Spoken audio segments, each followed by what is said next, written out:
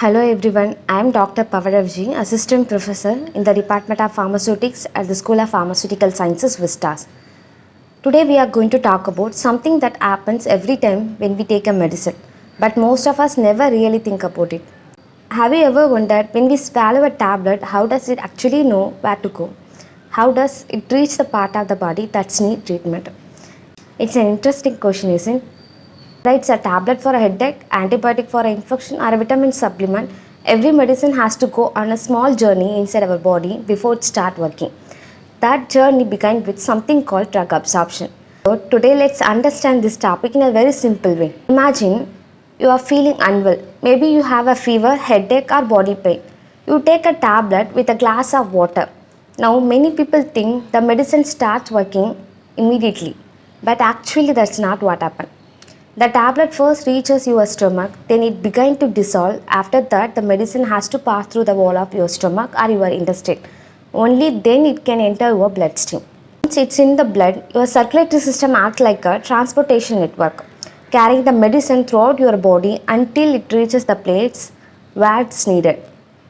This entire process of the medicine moving from where you took it into your bloodstream is called drug absorption. So, in simple words, absorption is the gateway that allows the medicines to enter our body and start doing its job. Our body has several ways of allowing substance to move across cell membrane. So, this process will be mechanism of absorption.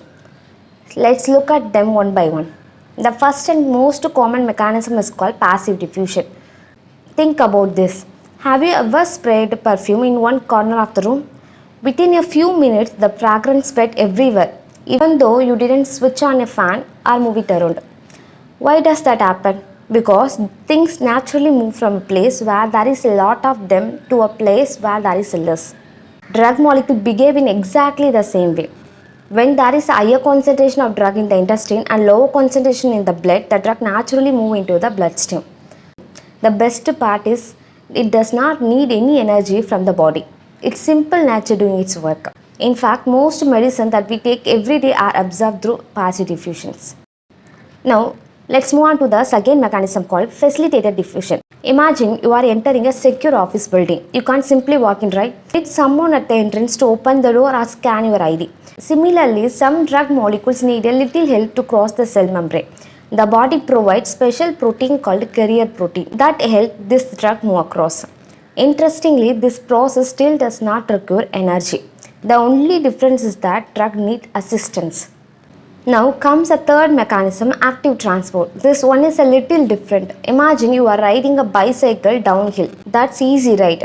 Now imagine cycling uphill. Suddenly you have to pedal much harder because you are moving against gravity. The same thing happened here. Sometimes the body needs to move drug in opposite direction where it would naturally go. To do that, body uses energy. So active transport needs both energy and carrier proteins. Without energy, this process simply can't happen. And next, fourth mechanism is called filtration. Think of a kitchen strainer. When you pour water through it, the water passes easily, but bigger pieces of food stay behind. Our body has pores in certain places that work in a similar way. Very small molecule can pass through the opening, while large molecule can't. So filtration mainly works for a water-soluble substance. Finally, let's talk about endocytosis. This is probably the most fascinating mechanism. Imagine you are carrying a groceries. Instead of trying to squeeze a large box through the small window, you simply open the front door and take the whole box inside and then close the door. That's almost what our cells do. When a molecule is too large to pass through the membrane, the cell wraps around it almost like giving it a hug, form a bubble and pull it inside. This process needs energy and is mainly used for larger molecules like certain protein and medicines. Isn't a human body amazing? Everything is so beautifully designed every second and millions of processes are happening inside us without us even noticing. So today we have learned what drug absorption is, why it's important, and the 5 basic mechanisms: passive diffusion, facilitated diffusion, active transport, filtration and endocytosis. Thank you.